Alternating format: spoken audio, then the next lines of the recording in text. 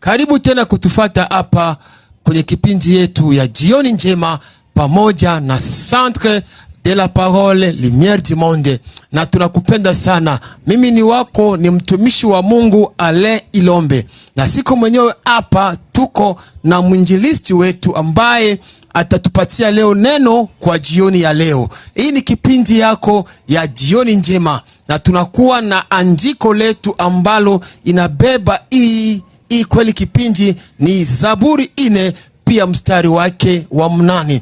Inaongea ikisema hivi: nitajilaza kwa amani, kwa maana Bwana yu salama yangu. Na tunakutakia kwamba ujilaze kwa salama wewe na familia yako. Mungu awakumbuke, Mungu awape kile ambacho mlichokosa leo ijioni. Acha furaha idumu ndani ya nyumba yenu. Na bila kukawia, acha basi tumwalike mtumishi wa Mungu atupatie neno kwa jioni ya leo. Baba, karibu kwa neno la Mungu. Asante sana Evangeliste Alain. Na mimi nashukuru tena kwa jioni ya leo. Naitwa Evangeliste Josue Letaneno.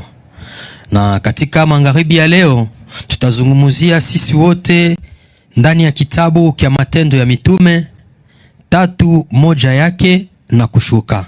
Amen. Tutasoma aya tusikie maandiko yanasema nini. Ndiyo. Na baadaye tutaingia ndani ya somo. Maandiko yanasema hivi katika kitabu cha Matendo ya Mitume 3:1 yake: basi Petro na Yohana walikuwa wakikwea pamoja kwenda hekaluni saa ya kusali, saa 9. Amen. Na mtu mmoja aliyekuwa kiwete toka tumboni mwa mama yake alichukuliwa na watu, ambaye walimweka kila siku katika mlango wa hekalu uitwao Mzuri, ili aombe sadaka kwa watu walioingia ndani ya hekalu. Amen. Amen. Amen. Tunasikia gisi maandiko matakatifu yanasema katika kitabu cha Matendo ya Mitume, aseme Petro na Yohana ilifika muda ya kwenda kusali. Ndio. Wakaenda kusali ndani ya hekalu fulani. Wanasema ile hekalu jina yao iliitwa hekalu Mzuri. Mlango mzuri. Ndio. Haikukuwa naandikiwa mlango ya mubaya. Ndio. Ilikuwa naandikiwa mlango ya mzuri. Na maandiko yanasema pale mbele ya hekalu kulikuwa mtu ambaye alikuwa kiwete. Ndio. Tangu kuzaliwa kwake alizaliwa kiwete. Ndio. Na wandugu zake walikuwa namuweka pale kwa maana walijua ile hekalu ni hekalu ya mzuri, na inawezekana wote waingiamo mule ni watu wazuri.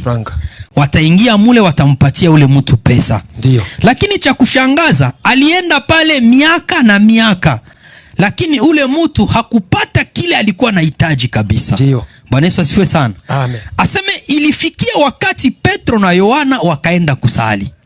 Wakamkuta yule mtu iko pale. Amen. Amen. Ule mtu akatazamia. Ndio maandiko yanatuambia kupata kitu kutoka kwa Petro na Yohana. Aliyo ya kwamba na hawa nao watanipa pesa kama wengine wanavyonipa. Haleluya. Amen. Lakini maandiko yanatuambia aseme Petro na Yohana wakamwambia, shie hatukuwake na makuta. Ndio. Na hatukuwake na oro. Amen. Lakini kile kenye shie tunakuwaka nacho, na ndio tutafanya nini? Tutakupatia kwa jioni ya leo. Amen. Bwana Yesu asifiwe sana. Sisi hatuna pesa. Ndiyo. Sisi hatuna zawadi, lakini tuko na neno la Mungu. Amen. Na njo ambayo kwa magharibi ya leo tunahitaji mimi na wewe tuzidi kufanya nini? Kuipokea. Amen. Aseme Petro akamwambia, kenye niko nacho, kile kenye shie tulipewa. Amen. Hallelujah. Na njo kwa leo tutafanya nini? Tutakupatia. Shimama kwa jina la Yesu Kristo, ufanye nini? Shimama. Wakati unatembea na neema, kama huyu mtu kipofu ambaye miaka na miaka walimuweka kwenye mlango wa hekalu akilomba pesa. Haleluya. Ingelikuwa pesa ndio ilikuwa shida yake ya kila siku. Amen. Kama huyu ndugu angisema tena na leo munipe pesa, lakini hakukuwa na jibu lolote, kwa maana mitume walimtangulia kumwambia ya kwamba sisi hatupanake pesa, hatupanake dhahabu, ama atupanake makazi, lakini lile tulilo nalo ndilo nao utafanya nini? Utapokea. Na kwa magharibi ya leo, neno ya Mungu ndio kitu cha muhimu ambacho Mkristo anaweza kupokea. Amen.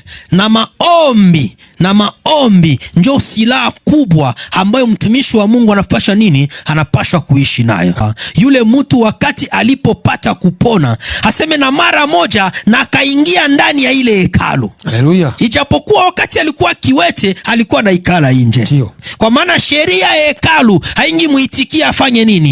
Haingie ndani. Amen. Sheria haingi ruhusu kipofu huyu kiwete kuingia ndani ya hekalu. Lakini neema ya Yesu Kristo inapatia mtu njia ya kuingia mahali ambapo dunia ilifanya nini? Ilikatala. Aseme sheria ya hekalu haingi muitikia aikale mule ndani, ilibidi aikale nje kuingia. Unapokutanana na Yesu Kristo, pali ambapo palikuwa bariere yenye wewe usipitake ile etape, utavuka ile etape. Kwa maana anasema kila anayetembea na mie hatapata haya. Haleluya. Bwana Yesu asifiwe sana. Anasema hamtumainiaye yeye hataaibika kamwe. Mtu ambaye anajenga pamoja na Kristo anatupatia mfano. Aseme ni mtu mwenye anaanza batima na kisha anatia mire ya nini? Ya mzuri. Wakati sekuse inakuya, upepo inakuya, vake inakuya, asa itapiga ile mire lakini haitaanguka kwa sababu neema ya Kristo ilifanya nini? Ilijenga ile msingi. Bwana Yesu asifiwe sana. Ndio maana huyu kiwete haangiliingia ndani ya hekalu kwa maana sheria ilimwangamiza. Lakini neema ya Yesu Kristo ilimupatia njia, ikamupatia privilege ya naye kufanya nini? Kwenda kuabudu mule. Bwana Yesu asifiwe sana. Na jioni ya leo tunasema ya kwamba neema ya Yesu Kristo ikukute mahali unapokuwa. Pale ambapo dunia ilisema hautaingiaka, kwa jina la Yesu Kristo wa Nazareti, kwa jioni ya leo pita pale. Wale ambapo walisema ya kwamba hautapataka kitu fulani, kwa jioni ya leo, kwa jina la Yesu Kristo wa Nazareti, tunayehubiri hapa akupatie privilege ya kupokea kile kinachokuwa kigumu. Bwana Yesu asifiwe sana. Neema ya Yesu Kristo ilifanya ya kwamba hata mzee Zakaria apokee mtoto kwa miaka isiyostahili. Ilifanya hata Abrahamu apokee mtoto kwa wakati isiyostahili. Ilipata Sara kuzala mtoto wakati ilishindikana miaka na miaka kufanya nini? Kuzala mtoto. Bwana Yesu asifiwe sana. Neema ya Yesu itikutafute kwa jioni ya leo, ikupandishe kama ilivyoinua Josefu katika nchi ya utumwa. Bwana Yesu asifiwe sana. Ndio maana kwa jioni ya leo tunakwambia ndugu, Biblia inasema hivi, aseme amtegemeaye Yesu ni kama mlima Sayuni usiofanya nini? Usiotikisika. Haleluya. Amena, amena. Na tunashukuru sana kwa mafundisho ya leo. Yesu atakupatia njia kwenye njia ilikuwa imekwisha kufungana. Mahali ambako watu walikuchilia mire, neema ya Yesu Kristo inavunja kamire na mtu anapita. Jioni njema na Centre de la Parole. Tunakutakia kwamba Mungu akufungulie njia mahali ambako wanadamu walikufungia njia. Jioni njema kwa jina la Yesu Kristo. Amen. Mungu